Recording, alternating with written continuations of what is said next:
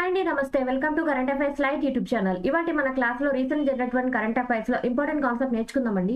మీకు కనుక మా ఛానల్ ఉన్న వీడియోస్ అండ్ ఎక్స్ప్లెనేషన్ నచ్చినట్లయితే మా ఛానల్ లైక్ చేయండి, షేర్ చేయండి అండ్ సబ్స్క్రైబ్ చేయండి. Welcome to current affairs light YouTube channel. ఇండియాలో ఉన్నటువంటి గిఫ్ట్ సిటీ ఏదైతే ఉందో ఆ గిఫ్ట్ సిటీ పరంగా గ్లోబల్ ఫైనాన్షియల్ సెంటర్స్ ఇండెక్స్ అనేది రిలీజ్ చేసినప్పుడు అందులో టాప్ పొజిషన్ అనేది మన దేశంలో ఉన్నటువంటి గిఫ్ట్ సిటీకి రావడం జరిగింది.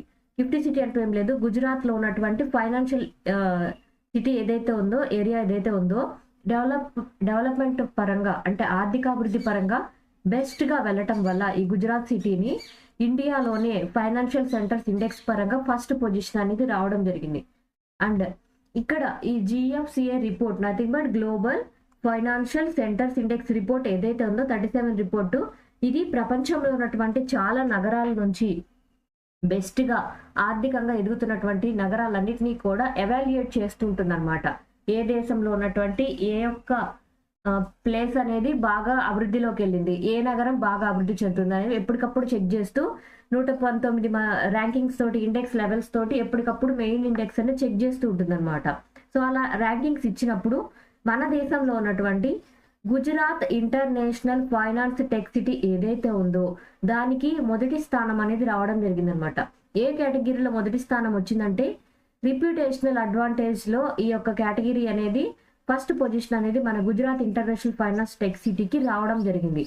అండ్ దాంతో పాటు గిఫ్ట్ సిటీ ఏదైతే ఉందో ఆ గిఫ్ట్ సిటీకి ఇంతకు ముందు ఇచ్చినటువంటి ఫిన్టెక్ ర్యాంకింగ్స్ ఏవైతే ఉన్నాయో ఆ ఫిన్టెక్ ర్యాంకింగ్స్ లో ఇంతకు ముందు 45వ స్థానంలో ఉండేది, కానీ ఇప్పుడు 40వ స్థానంలోకి రావడం జరిగింది అనమాట. అంటే తనని తను మెరుగుపరుచుకుంటుంది కాబట్టి గిఫ్ట్ సిటీకి ఫైనాన్షియల్ టెక్ ర్యాంకింగ్స్ లో కూడా బెస్ట్ పొజిషన్ రావడం జరిగింది. ఫైనాన్షియల్ టెక్ పరంగా ఏంటంటే మన ఫైనాన్షియల్ ఇండస్ట్రీలో ఏదైతే టెక్నాలజీని వాళ్ళు వాడుతున్నారో దాన్ని అడ్వాన్స్డ్ టెక్నాలజీకి ఎప్పటికప్పుడు వాళ్ళు మార్చుకుంటూ ఉన్నప్పుడు ఈ యొక్క ర్యాంకింగ్ అనేది మెరుగుపడింది అనమాట. సో ఇప్పుడైతే గ్లోబల్ ఫైనాన్షియల్ సెంటర్స్ ఇండెక్స్ ఏదైతే ఉందో GFCA ర్యాంకింగ్ ఏదైతే ఉందో ఆ ర్యాంకింగ్ పరంగా Gujarat international tech city gift city అంటాం, ఆ గిఫ్ట్ సిటీకి ర్యాంకింగ్ అనేది ఫస్ట్ పొజిషన్ అనేది రావడం జరిగింది. సో లార్జెస్ట్ టీ ఎక్స్పోర్టర్ అనమాట. సో జనరల్ గా మన దేశంలో టీ బిజినెస్ అనేది చాలా ఎక్కువగా ఉంటుంది, కానీ మనం ఇంపోర్ట్ చేసుకునేది చాలా తక్కువ, ఎగుమతి చేయడం కూడా బాగానే ఉంటుంది, కానీ పండించడం కూడా మన దేశంలో చాలా దేశాలతో పోల్చినప్పుడు మన దేశంలో టీ అనేది పండించడం, టీ పంట, తేయాకు పంట పండించడం అనేది మనం ఎక్కువగా చూస్తూ ఉంటాం అనమాట. సో అందులో భాగంగా లార్జెస్ట్ టైంలో అంటే ఈ మధ్య కాలంలో ఇండియా అనేది ప్రపంచంలోనే 2వ లార్జెస్ట్ ఎక్స్పోర్టర్ గా మన దేశం 2024లో అవతరించింది అనమాట. ఏ విధంగా అంటే పండించడంలో కాదు, ఎక్స్పోర్ట్ చేయడంలో అంటే వేరే దేశాలకు ఎగుమతి చేయడంలో 2024 టైంలో ప్రపంచంలోనే 2వ అత్యధికంగా ఎగుమతి చేసినటువంటి దేశాల జాబితాలో భారతదేశం అనేది సెకండ్ పొజిషన్ లోకి రావడం జరిగింది. ఇంతకుముందు మన దేశం కన్నా శ్రీలంక అనేది ఎగుమతి చేసే విషయంలో ముందంజలో ఉండేది, కానీ లాస్ట్ 2024 సంవత్సరంలో ఫైనాన్షియల్ ఇయర్ లో మన భారతదేశం ప్రపంచంలోనే సెకండ్ లార్జెస్ట్ ఎక్స్పోర్టర్ గా శ్రీలంకను దాటి ముందుకు వెళ్ళింది అనమాట. సో ఇది మన దేశంలోనే ఉన్నటువంటి టీ ఇండస్ట్రీ ఏదైతే ఉందో దాన్ని బాగా బూస్టప్ చేసుకోవడం, నథింగ్ బట్ దాన్ని ఆ అవకాశాలు మెరుగుపరిచి ఎక్స్పోర్ట్ వైజ్ దాన్ని మళ్లించడం ద్వారా మాత్రమే ఇది సాధ్యపడింది. అండ్ కెన్యా అనేది ఎప్పటిలాగే ఈ టీ ఎక్స్పోర్ట్ బిజినెస్ పరంగా ఫస్ట్ పొజిషన్ లో ఉంది. మనం శ్రీలంకని దాటి సెకండ్ పొజిషన్ లోకి వెళ్ళాం. సెకండ్ పొజిషన్ వచ్చేసి ఇండియా అనమాట, ఫస్ట్ పొజిషన్ వచ్చేసి కెన్యా.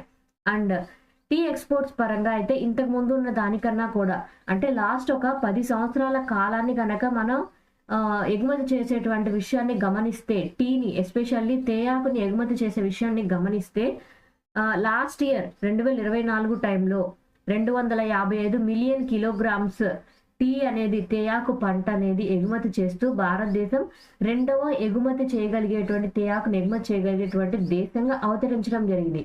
అండ్ మన దేశంలో ఎక్కువగా ఇక్కడ తేయాకు ఎక్కువ పండుతుంది అంటే అస్తమానంగానే మనకి టీ పండుతుంది. డార్జిలింగ్ లో ఎక్కువగా పడుతుంది, అండ్ నీలగిరిలో కూడా ఎక్కువగా పడుతుంది అన్నమాట.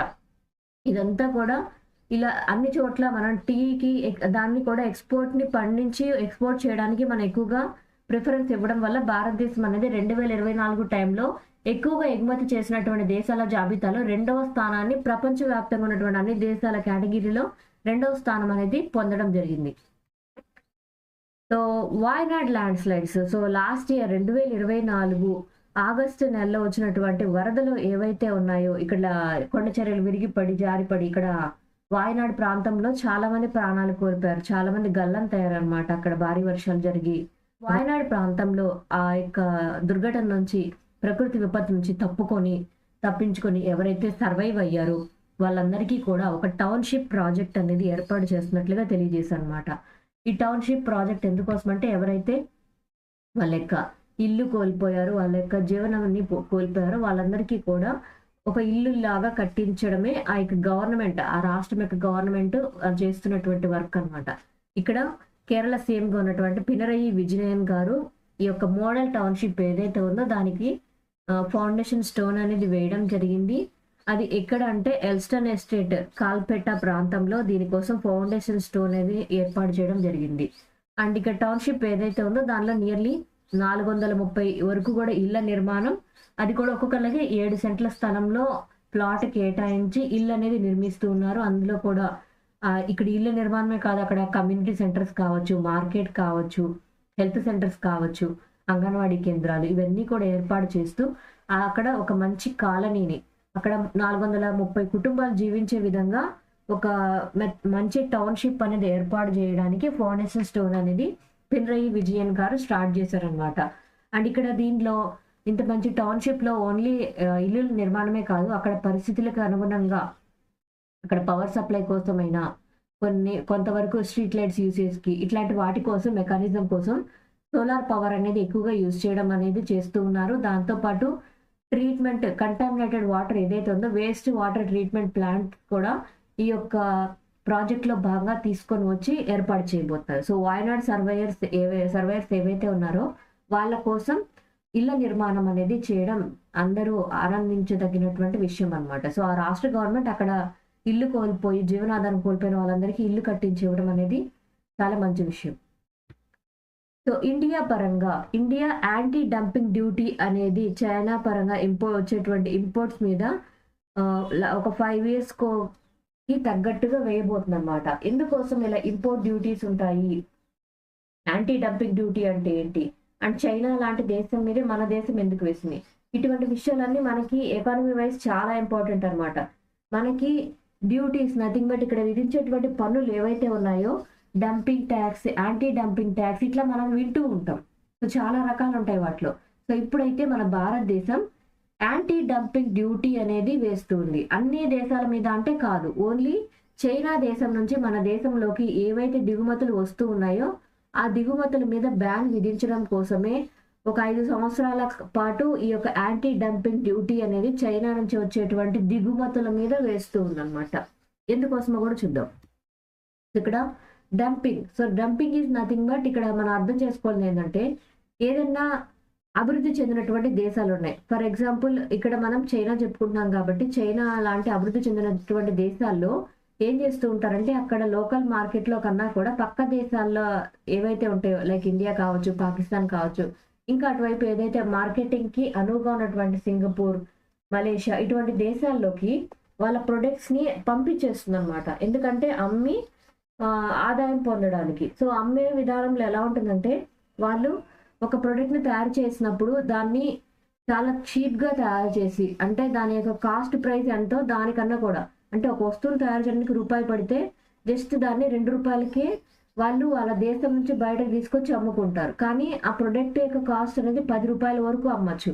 కానీ 10 రూపాయలకు అమ్మకుండా ఆ ప్రొడక్ట్ ని 2 రూపాయలకి ఇస్తున్నప్పుడు వీళ్ళే అంటే చైనా నుంచి ఏవైతే ఉత్పత్తులు వస్తున్నాయో వాటిని ఎక్కువగా కొనుగోలు చేస్తారనమాట. అందుకోసమే చైనా ఇలా ప్రతి దేశం మీద తన యొక్క ప్రొడక్ట్లన్నిటినీ కూడా ఎక్కువగా ఇంపోర్ట్ చేస్తూ ఉంటుంది. దాన్ని డంపింగ్ అంటాం. అంటే వాళ్ళకి ఎక్కువైపోయినటువంటి ప్రొడక్ట్స్ అన్నిటినీ కూడా వేరే దేశాలకి చౌకగా అమ్మేయడమే డంపింగ్. సో ఇక్కడ మనం యాంటీ డంపింగ్ డ్యూటీ అన్నాం. సో మన దేశం చైనా మీద యాంటీ డంపింగ్ డ్యూటీ అనేది ఇచ్చిందని విన్నాం. ఇక్కడ యాంటీ డంపింగ్ డ్యూటీ ఉన్నప్పుడు టారిఫ్స్ అనే విధిస్తుంటారు, నథింగ్ బట్ పన్నులు అనే విధిస్తూ ఉంటారు. ఏ విధంగా ఇక్కడ 2 రూపాయలకు వచ్చేస్తుందంటే మన దేశంలో ఉన్నటువంటి ఆల్రెడీ ఇదే పెన్ను మన దేశంలో ఒక 8 రూపాయలకు వస్తుంది, 8 రూపాయలు కానీ 10 రూపాయలు కానీ వస్తుంది. కానీ ఇక్కడ 2 రూపాయలకే పెన్ను లభించడం వల్ల ఎక్కువ మంది అది కొంటూ ఉంటారు. మన లోకల్ మార్కెట్లో ఏవైతే రూపాయలు 10 రూపాయల పెన్నులు ఉన్నాయో అవి అమ్ముడుపోవు అనమాట. అప్పుడు మనకు నష్టం. కాబట్టి ఇలా మన దేశంలోకి డంప్ అయ్యేటువంటి ప్రొడక్ట్స్ ఏవైతే ఉన్నాయో వాటి మీద ఎంతో కొంత ట్యాక్స్ వేస్తుంది. సో ట్యాక్స్ వేసినప్పుడు వాళ్ళు రూ. 2 అమ్ముకుంటే సరిపోయింది ట్యాక్స్ లేకపోతే. కానీ ట్యాక్స్ వాళ్ళు కట్టాలి కాబట్టి దాని మీద ఒక రూ. 5 వరకు కూడా ట్యాక్స్ విధిస్తారు. సో రూ. 5 వరకు కూడా ట్యాక్స్ విధించినప్పుడు వాళ్ళు ఇదే పెన్నుని రూ. 7 అమ్మాల్సి ఉంటుంది. సో రూ. 7 అమ్ముతుంది కాబట్టి మన దేశంలో రూ. 8. వాళ్ళ దేశం నుంచి వచ్చినటువంటి ప్రొడక్ట్ పెన్స్ ఏవైతే ఉన్నాయో అవి రూ. 7. సో రెండింటి కంపేర్ చేసుకున్నప్పుడు డిఫరెన్స్ లేదు కాబట్టి అక్కడ మార్కెట్లో ఇబ్బంది అనేది రాదనమాట. రెండు ప్రొడక్ట్లకి ఈక్వల్ ఇంపార్టెన్స్ అనేది ఉంటుంది. అలా చేయడం కోసమే యాంటీ డంపింగ్ డ్యూటీ అనేది ప్రతి దేశం వేరే దేశాల నుంచి ఇలా ప్రొడక్ట్లు అనేవి ఎక్కువగా వచ్చి పడకుండా, దిగుమతులు అనేవి ఎక్కువగా రాకుండా చేయడానికి చేస్తూ ఉంటుంది అనమాట. సో ఇది చేయడం ఎందుకోసం అంటే వరల్డ్ ట్రేడ్ ఆర్గనైజేషన్ వాళ్ళే ఇలా యాంటీ డంపింగ్ డ్యూటీ అనేది వేయటము మంచి పద్ధతే, ఇది మంచి విధానమే. ఎందుకంటే ఆ దేశంలో ఉన్నటువంటి ఆర్థిక వ్యవస్థ నష్టపోకుండా ఉండాలంటే ఇలా డంపింగ్ డ్యూటీ అనేది వేసినప్పుడు ఆ ప్రొడక్ట్ల రేట్లు అనేవి అడ్జస్ట్ అవుతాయి. ఆల్రెడీ ఉన్నటువంటి లోకల్ మార్కెట్ల పరంగా వాటి యొక్క ఆర్థిక ప్రగతి ఏదైతే ఉందో అది నష్టపోకుండా ఉంటుంది. అందుకోసమే యాంటీ డంపింగ్ డ్యూటీ విధానం ఏదైతే ఉందో అది మంచి విధానమే అని WTO వాళ్ళే, వరల్డ్ ట్రేడ్ ఆర్గనైజేషన్ వాళ్ళే పర్మిషన్ అనేది ఇవ్వడం జరిగింది. సో మన దేశం అయితే ఇప్పుడు ఈ యాంటీ డంపింగ్ డ్యూటీ ఏదైతే ఉందో దాన్ని చైనా దేశం మీద 5 సంవత్సరాల పాటు విధించనుంది. Anti dumping duty versus countervailing duty అనమాట. సో ఇవి రెండు రకాల ప్రొడక్ట్స్ అనమాట, రెండు రకాలు అనమాట. రెండు ఒకేలాగా అనుకుంటూ ఉంటారు ఎగ్జామ్ పాయింట్ ఆఫ్ వ్యూలో. మనం తెలుసుకోవాలి యాంటీ డంపింగ్ డ్యూటీ అంటే, కౌంటర్ వెయిలింగ్ డ్యూటీ అంటే ఏంటి. సో యాంటీ డంపింగ్ డ్యూటీ ఏంటంటే selling goods below normal value. So ఇక్కడ ఏంటంటే ఉండాల్సిన రేటు కన్నా, సో మన దేశంలో ఒక పెన్ను రేటు ₹10 ఉంది. కానీ యాంటీ డంపింగ్ డ్యూటీ అనేది డంపింగ్ చేసినప్పుడు ఏంటంటే వాళ్ళు చాలా తక్కువకి ₹2 అమ్మేస్తూ ఉన్నారు. దాని మీద యాంటీ డంపింగ్ డ్యూటీ వేసినప్పుడు ఆ ప్రొడక్ట్ రేట్ అనేది కనీసం ₹8 దాకా వాళ్ళు పెంచాల్సి ఉంటుంది ఆ యొక్క ట్యాక్స్ కట్టడానికి. సో ఇదేంటి, వాళ్ళు సెల్లింగ్ గూడ్స్ అనమాట, వాళ్ళు అమ్మడం కోసం వచ్చినప్పుడు ఇలా ప్రొడక్ట్ల మీద పెడుతూ ఉన్నప్పుడు రేటు టారిఫ్ ఏదైతే విధిస్తున్నారో యాంటీ డంపింగ్ డ్యూటీ వల్ల ఆ రేట్ అనేది లోకల్ మార్కెట్ని డిస్టర్బ్ చేయకుండా ఉంటుంది. ఇది ఒక విధమైనది. అండ్ ఇక్కడ ఏంటంటే కౌంటర్ వెయిలింగ్ డ్యూటీ అన్నాం. So countervailing duty subsidies ఏవైతే ఉన్నాయో సబ్సిడీ ఇవ్వడాన్ని ఆపేస్తుంది అనమాట. అంటే ఆ ప్రొడక్ట్ని for example goods supported by foreign government subsidies అన్ని. అంటే ఇది ఎందుకోసం అంటే కౌంటర్ వెయిలింగ్ డ్యూటీ అనేది, సో ఫర్ ఎగ్జాంపుల్ ఒక ప్రొడక్ట్ని తయారు చేయడానికి ₹1 అయితే అంటే ఒక ₹10 అవుతుంది.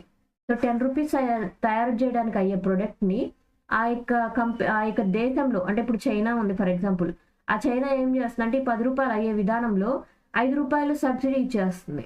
సో అప్పుడు వాళ్ళు తయారు చేయడానికి, పెన్ తయారు చేయడానికి ఆ కంపెనీకి ₹5 మాత్రమే ఖర్చు అవుతుంది. సో ఇలా ఎక్కువ ప్రొడక్ట్లు తయారు చేసేస్తూ ఉంది కాబట్టి ఆ ప్రొడక్ట్లు అన్నింటినీ వేరే దేశాలకు పంపించడానికి, అమ్మడానికి ట్రై చేస్తుంటాయి. కానీ ఎప్పుడైతే ఈ సబ్సిడీస్ అనేవి ఉన్నాయో ఆ సబ్సిడీ ద్వారా వచ్చేటువంటి ప్రొడక్ట్ల మీద పన్ను అనేది విధిస్తూ ఉన్నప్పుడు అది ఆ దేశము విధిస్తుంది, ఈ సబ్సిడీని తగ్గించేస్తుంది. లేదా దాంతోపాటు గూడ్స్ ఏవైతే నథమెటికల్ ప్రొడక్ట్స్ ఏవైతే ఉన్నాయో అవి ఫారెన్ గవర్నమెంట్ సబ్సిడీస్ తోటి వస్తున్నాయి అన్నప్పుడు వాటి మీద పన్ను విధించడం లేదా వాటిని తొలగించి వేయడం, నథింగ్ బట్ ఆ ప్రొడక్ట్లు అనేవి మన దేశంలోకి రాకుండా చేస్తారు లేదా ఎక్కువ పన్ను విధిస్తారనమాట. దాన్ని కౌంటర్ వెయిలింగ్ డ్యూటీ అంటాం. ఈ రెండు విధానాల ద్వారా మన దేశంలోకి అనవసరమైనటువంటి వస్తువులు రాకుండా ఉంటుంది. దాంతోపాటు మన దేశంలో ఉన్నటువంటి లోకల్ మార్కెట్లు కావచ్చు, ప్రొడక్ట్లు కావచ్చు ఏవైతే ఉన్నాయో వాటికి అవసరమైనటువంటి మార్కెట్ అనేది దెబ్బతినకుండా ఉంటుంది. సో మన దేశం యాంటీ డంపింగ్ డ్యూటీ అనేది ఇస్తుందన్నమాట. ఏ దేశం మీద అంటే చైనా మీద. అన్ని దేశాల మీద ఒకే రకమైనటువంటి టారిఫ్స్ అనేవి విధించదు. ఒక్కొక్క దేశం మీద ఒక్కొక్క రకమైనటువంటి పన్ను విధానాల్ని అవలంబిస్తూ ఉంటాయి. Book on Chennai super Kings. So recent టైంలో చెన్నై సూపర్ కింగ్స్ కి సంబంధించినటువంటి చాలా విషయాల్ని ఇస్తూ ఒక బుక్ అనేది రిలీజ్ చేయడం జరిగింది అనమాట. ఆ బుక్ పేరు ఏంటంటే లియో ద అన్టోల్డ్ స్టోరీ అనేటువంటి పేరుతో చెన్నై సూపర్ కింగ్స్ మీద ఒక బుక్ అనేది వచ్చిందనమాట. రాసినటువంటి వ్యక్తి ఎవరంటే PS రమన్. సో ఆయన ఇందులో చాలా నిగూఢమైనటువంటి విషయాలన్నీ కూడా చెన్నై సూపర్ కింగ్స్ వాళ్ళకు ఉన్నటువంటి క్రేజ్ అనేది అందరికీ తెలుసు. సో ఆ క్రేజ్ని బట్టి ఆయన వాళ్ళ గురించి చాలా విషయాలను కూడా ఈ యొక్క బుక్ లో రాశారు. బుక్ ఏదైతే ఉందో ఆ బుక్ ని చెన్నై సూపర్ కింగ్స్ కెప్టెన్ గా ఉన్నటువంటి ధోని గారి యొక్క చేతుల మీదుగా దీన్ని ఆవిష్కరించడం జరిగిందనమాట, బుక్ లాంచింగ్ అనేది. అండ్ ఈ బుక్ ఫస్ట్ కాపీ ఏదైతే ఉందో ఆ ఫస్ట్ కాపీ వచ్చేసి అనిరుద్ రవిచందర్ గారికి ఈ బుక్ అనేది ఫస్ట్ కాపీ ఇవ్వడం జరిగింది. అండ్ ఇందులో చాలా నిగూఢమైన విషయాలన్నీ ఉన్నాయని చెప్పాం. అందులో సిడి గోపీనాథ్ గారు తన యొక్క వాళ్ళతో ఉన్నటువంటి అంటే ఈ యొక్క టీం మొత్తాన్ని అబ్జర్వ్ చేసినటువంటి సిడి గోపీనాథ్ గారి యొక్క విషయాలు, ఈ యొక్క ఆ టీం గురించినటువంటి చాలా విషయాల్ని ఆయన ఎక్స్ప్లెయిన్ చేస్తున్నప్పుడు రమణ్ గారి బుక్ అనేది రాయడం జరిగిందనమాట. అండ్ ఇందులో కొన్ని విషయాలు ఏంటంటే అశ్విన్ ఎవరైతే ఉన్నారో ఆయన తిరిగి CSK లోకి రావడం చాలా సంవత్సరాల తర్వాత, అండ్ ఆయన జర్నీ ఈ టీమ్ తోటి ఏ విధంగా ఉంది, అండ్ ధోని యొక్క లీడర్షిప్ ఏ విధంగా ఉంది ఈ టీం మొత్తంతో, ఇటువంటి చాలా విషయాల్ని కూడా ఈ లియో ద అన్టోల్డ్ స్టోరీ అనేటువంటి బుక్ లో పెట్టినట్లుగా రమణ్ గారు చెప్పారనమాట. సో చెన్నై సూపర్ కింగ్స్ మీద కూడా ఒక బెస్ట్ బుక్ అనేది మార్కెట్ లోకి వచ్చింది. సో రాసిన వ్యక్తి ధోని గారు కాదు, లాంచ్ చేసినటువంటి వ్యక్తి ధోని, రాసినటువంటి వ్యక్తి రమణ్ అనమాట. Thank you for watching my video. మీకు కనుక నా వీడియో ఎక్స్ప్లెనేషన్ నచ్చినట్లయితే నా వీడియోస్ లైక్ చేయండి, షేర్ చేయండి అండ్ సబ్స్క్రైబ్ చేయండి. మీకు నా వీడియోస్ ఏ విధంగా అనిపిస్తున్నాయి నా కామెంట్ సెక్షన్లో తెలియజేయండి. Thank you for watching my video. Thank you.